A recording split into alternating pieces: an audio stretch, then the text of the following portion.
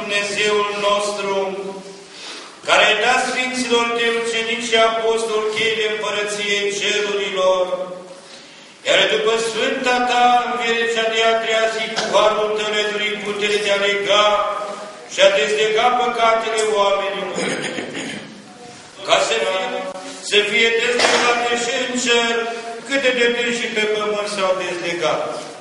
Cela ce prin excusa Ta iubire de oameni, ne-ai fericit și pe noi, smeriți și nevrednici și robii Tăi, ca să fim moștenitori aceeași preasfânt dar și har, ca și noi de asemenea să legăm și să dezlegăm cele ce se întâmplă în poporul Tău.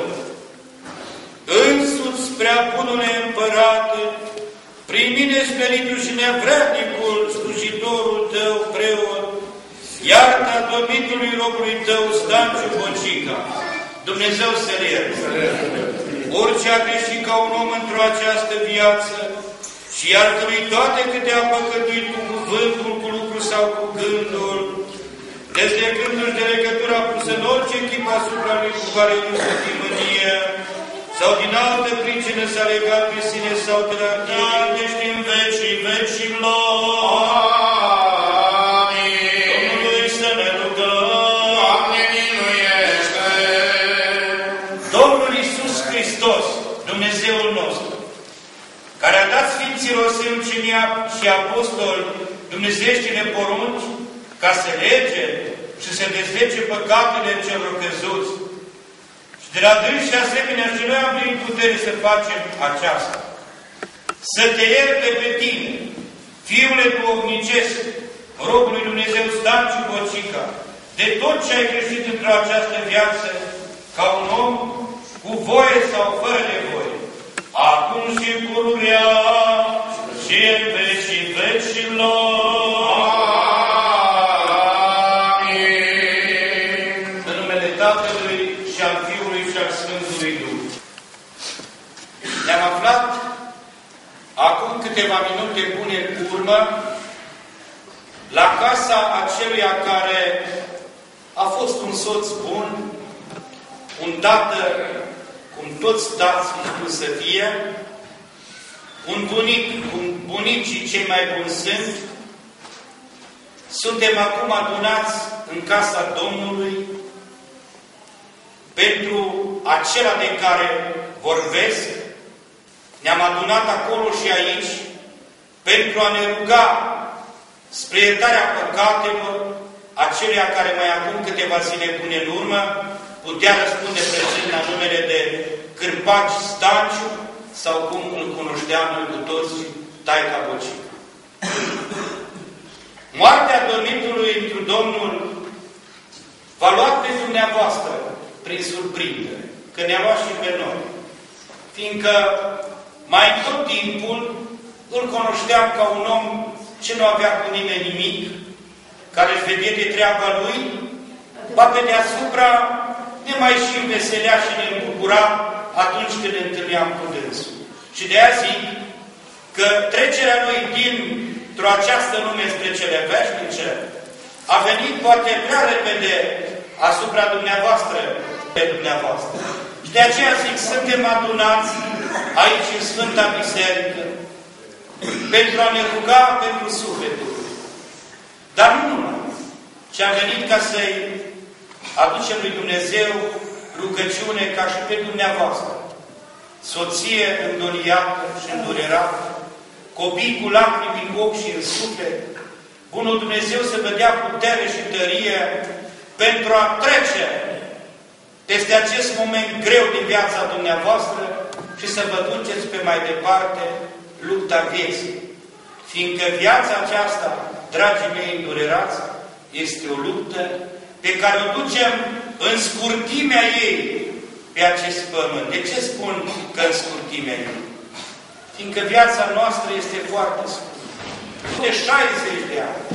Și totuși, în momentul în care s-au apropiat de Dumnezeu și știau sfârșitul, au avut de grăit în felul următor.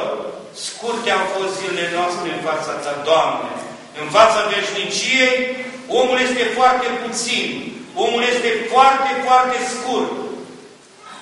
De aceea, noi care venim într-o această lume, avem de la Dumnezeu un dar, cel mai mare dar pe care ne-l dă mie, ție sau celuilalt, este darul vieții. Ne-am pus oare vreodată problema că în locul meu, sau în locul tău, sau în locul altuia, putea să vină altcineva? Dar Dumnezeu cel mare și atotputernic, pe mine, pe tine, pe acela, pe noi care suntem în viață, ne-a dat putere de a ne binecuvânta și a avea darul vieții.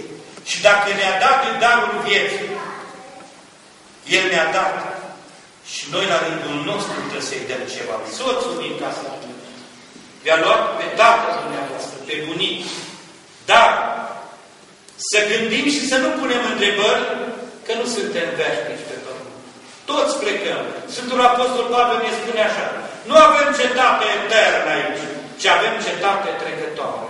Și întregerea noastră să ne aducem aminte de cele bune făcute de Tatăl dumneavoastră, de Părintele dumneavoastră și să rugăm pe Dumnezeu ca să ierte toate păcatele, cele de voie și fără de voie. Acum, la ceas de despărțire, permiteți-mi ca în câteva cuvinte să refac succint viața aceluia care a fost Cârpac Stanciu sau Bocic. Adormitul întru Domnul Cârpac Stanciu Bocica s-a născut în anul 1933 la Râmnicul Sărat, din tata Bociu și mama Salvini. A învățat de mic copil cuvântul Sfântului Apostol Pavel, ce spune că acela care nu muncește să nu mănânce. A fost educat de către părinți în sensul acesta al muncii. Dumneavoastră, soție, copii, nepoți, știți mai bine ca oricine care a fost lucrul mâinilor lui. Vi-a legănat leagănul copilăriei. S-a întristat de necazurile dumneavoastră. S-a bucurat de bucuriile pe care le-ați avut când ați fost mici. S-a bucurat când v-a văzut mari, cu împliniri, când vă întâlneați cu diferite ocazii acasă împreună cu dumneavoastră. Aceasta este lucrarea mâinilor lui. Și dumneavoastră să luați exemplu de tată lucrător și bun iubitor în casa dumneavoastră. La vremea potrivită s-a căsătorit cu Ana Cârpaci și Dumnezeu i-a binecuvântat căsnicia cu mai mulți copii, dintre care 7 au rămas în viață. Nel, Doamnă, Crăciun, Fănică, Bacoi, Ustrian și Trifu. Desigur că i-a fost mare durere atunci și a pierdut mai înainte un fecior și apoi pe Virona, care a fost fata cea mare, care a decedat.